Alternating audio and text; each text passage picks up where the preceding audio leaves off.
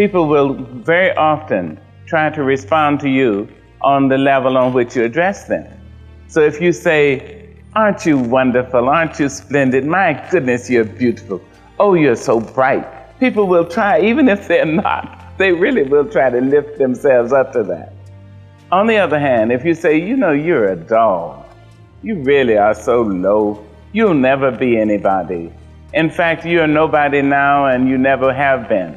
Sooner or later, that person will respond on the level on which he or she is addressed. He will say, figuratively or literally, let me show you where dog is. Let me show you where low really is. I will show you that. Years ago, I did a movie called Poetic Justice. And there was a young man the first day who cursed so I couldn't believe it. I walked around behind him and I tried to ignore him. But the second day, he and another young man, black man, ran to each other and they were about to fight and hundreds of extras started to run away. But one black man walked up to the two young men and I walked up and I took one by his shoulder. I said, let me speak to you. He said, if this what you do would do. I said, let me speak to you, honey. If I tell you something, I said, no, let me talk to you, please. And he finally calmed down. And I said, do you know how much you're needed? Do you know what you mean to us? Do you know that hundreds of years of struggle have been for you? You, please, baby, take a minute. Don't lose your life on a Zoom. I put my arm around him. He started to weep. The tears came down. That was Tupac Shakur. I took him, I walked him down into a little gully and kept his back to the people so they wouldn't see him. And I used my hands to dry his cheeks. And I kept talking to him sweetly, sweetly. For the next week while I was on that film, whenever I'd walk by, he would be saying, so I told you. I said, good morning, Miss Angelou.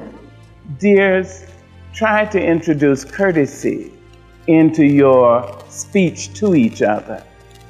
You have no idea what it will do for your brother or sister to whom you speak, and you surely have no idea what it will do for you.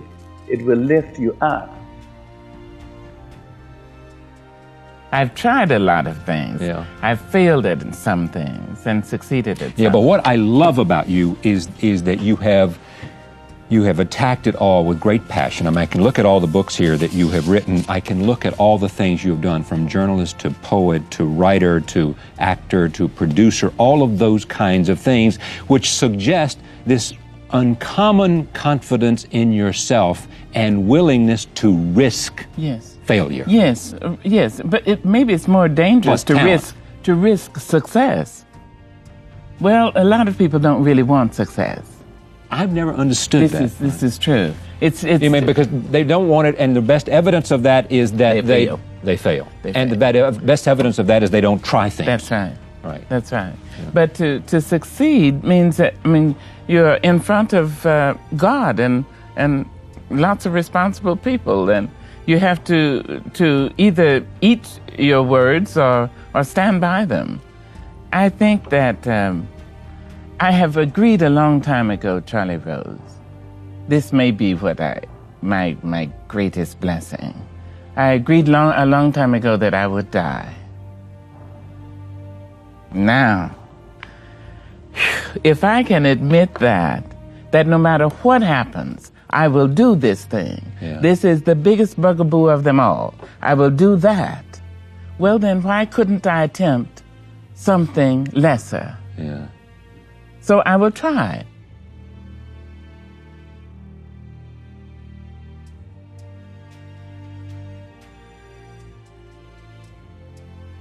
I won't say severely raped. All rape is severe.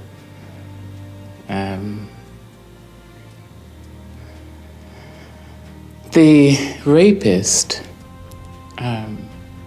was a person very well known to my family. I was hospitalized.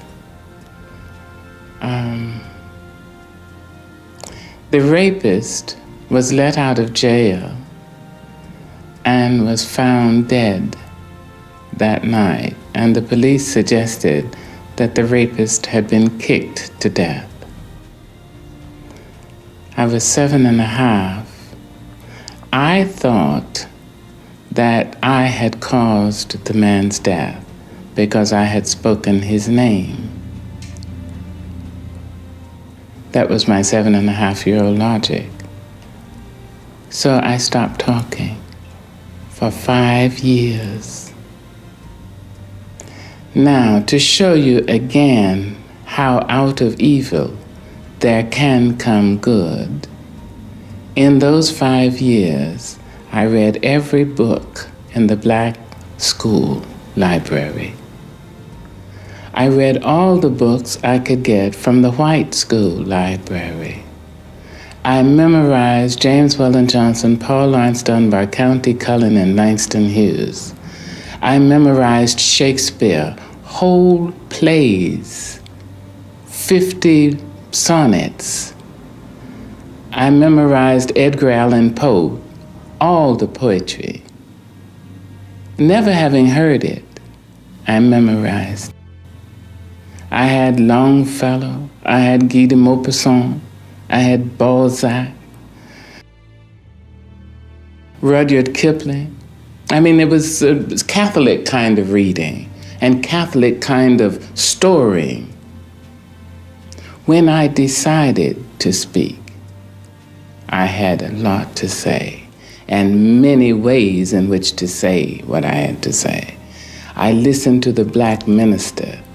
I listened to the melody of the preachers.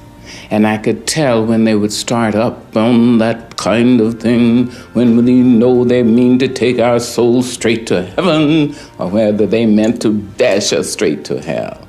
I understood it. So out of this evil, which was a dire kind of evil, because rape on the body of a young person, more often than not, introduces cynicism. And there is nothing quite so tragic as a young cynic, because it means the person has gone from knowing nothing to believing nothing. In my case, I was saved in that muteness. You see, in the surada, I was saved. And I was able to draw from human thought, human disappointments and triumphs, enough to triumph myself.